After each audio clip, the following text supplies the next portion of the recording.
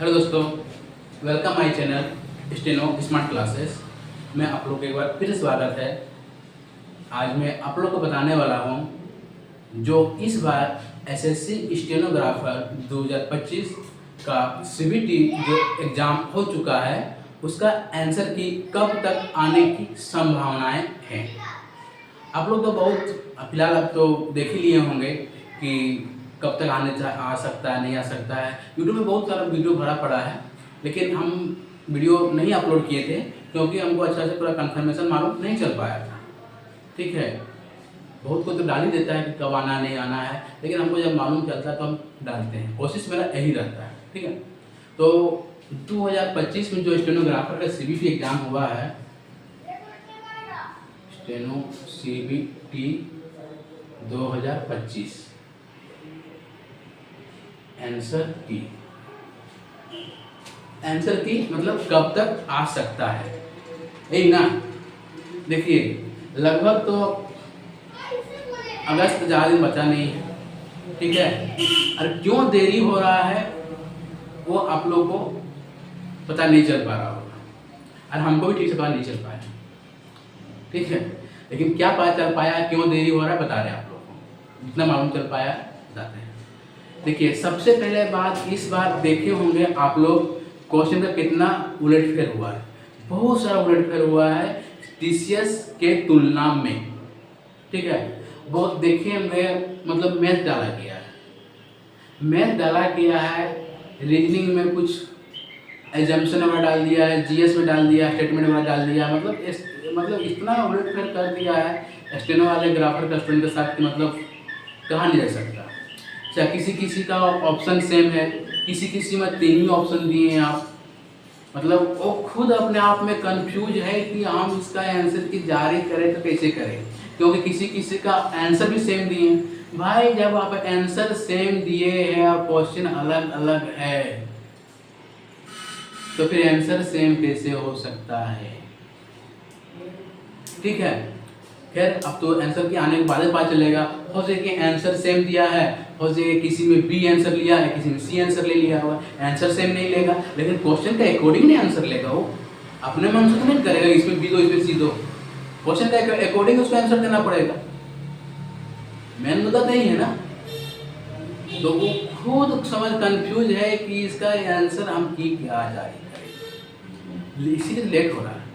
अच्छा, दूसरी बात यह है कि कुछ क्वेश्चन रॉन्ग है, ऐसा मालूम चला है, तो उसका नंबर बोनस में देना है या उतनी में हमको कटअप जारी करना है।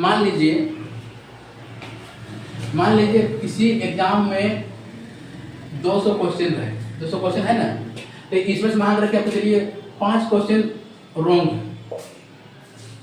तो इसमें कितना 195 आप एक्यूरेट क्वेश्चन दिए, या तो 195 को आपको 100% मानना पड़ेगा, या तो 5 नंबर एक्स्ट्रा देना पड़ेगा।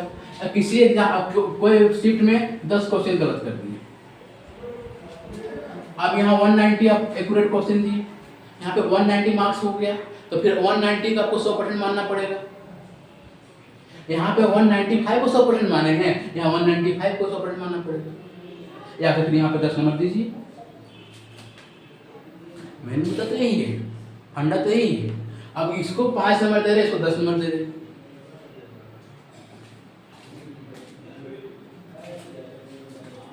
तो फिर क्या किया जाए? कोई सोल्यूशन निकलेगा तब ना सही से। अच्छा, उसके बाद नॉर्मलाइजेशन से कितना नंबर वो बढ़ा दे, इसका एक तर्क है, एक ही तुक निकलेगा जहाँ तक मेरे अंदाज से है कि आप नॉर्मलाइजेशन से ज़्यादा नंबर बढ़ा देगा, लेकिन ज़्यादा नंबर बढ़ा देगा उससे तो स्टूडेंट मानेंगे, खुश हो जाएगा, लेकिन कटअप तो भी बढ़ जाएगा, कटअप भी तो बढ़ेगा। लेकिन एक वो चीज़ दिमाग लगाएगा जहाँ तक है कि जिसमें ज़्यादा क्वेश्चन, जो सीट में ज़्यादा क्वेश्चन होगा हो सके उस सीट में ज़्यादा नॉर्मलाइजेशन कर दे। लेकिन भाई जब हम गलती की उसका भरपाई करने का यही तरीका है कि भाई यहाँ हमारा गलती हुआ, फिर इसी तरह भरपाई करेंगे, लो हम नंबर एक्स्ट्रा दे देते, कोई ऑब्जेक्शन ना करे। अच्छा, मान कर रखिए अभी एग्जाम हुआ, अभी नहीं मतलब जिस समय एग्जाम हुआ उसी समय स्टूडेंट लोग को मालूम चल गया कि क्वेश्चन गलतियां हैं कुछ, आप तो आंसर की जारी कीजिएगा, एंड उसमें तो स्टूडेंट को ज़्यादा याद नहीं रहता, एग्जाम पैसे टाइम जितना याद रहा। जब आप आंसर की जारी कर दीजिएगा, उसमें तो स्टूडेंट आराम से घर में बैठ के रिलैक्स होकर देखेगा कि क्वेश्चन का क्या आंसर होना चाहिए। उसमें तो आपको 5, 6, 8, 10 ही गलतियाँ निकाल रहे थे, उसमें तो ज़्यादा गलतियाँ निकाल देंगे। स्टूडेंट लोग अपने अनुसार से बोले इतना गलती है, उसमें तो टीचर भी इन्वॉल्व रहेंगे, टीचर भी उस क्वेश्चन को देखेंगे, वो भी तो बताएंगे इस अनुसार से गलती है, अब फिर वहाँ पे ऑब्जेक्शन जाएगा। तो लेट इसीलिए हो रहा है कि इसका मतलब क्लियर ही नहीं हो पा रहा है कि कौन सा क्वेश्चन को सही आंसर किया जाए, कितना नंबर बढ़ाया जाए, कैसा कटअप जारी किया जाए, क्या किया जाए नहीं किया जाए, इसी में दिमाग तो बौराल है पूरा। अच्छा, दूसरी बात एक और, जो साइंस का स्टूडेंट होंगे वो तो किसी तरह मैथ बना लिए होंगे, हालांकि पूछने का नहीं था, मतलब कुछ बना लिए होंगे कहने मतलब। लेकिन जो आर्ट्स का स्टूडेंट होगा उसको कहाँ समझ में आएगा कि परम्यूटेशन कम्बिनेशन क्या होता है, प्रोबेबिलिटी क्या होता है।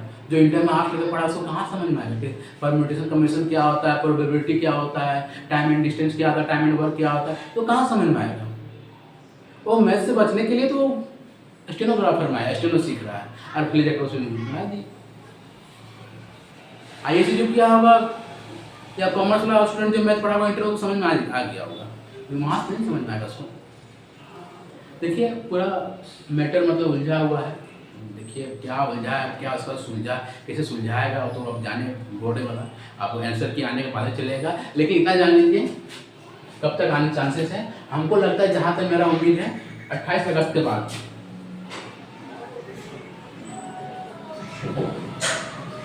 28 अगस्त के बाद, ठीक है, 28 अगस्त के बाद ही आ सकता है, उससे पहले उम्मीद कम है, चांसेस एकदम कम है। जहाँ तक 28 अगस्त बोली तो समझो कि उम्मीदें मत रखो, अगर आएगा तो 28 अगस्त के बाद आएगा, नहीं तो फिर अगस्त के बाद आएगा, अगस्त में देगा ही,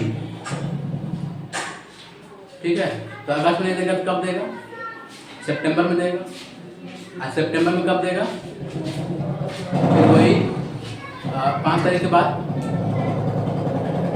5 तारीख के बाद, 5 तारीख के बाद देगा तो वही 7, 8, 9 की 3 डेट में देगा, 7, 8, 9 ठीक है।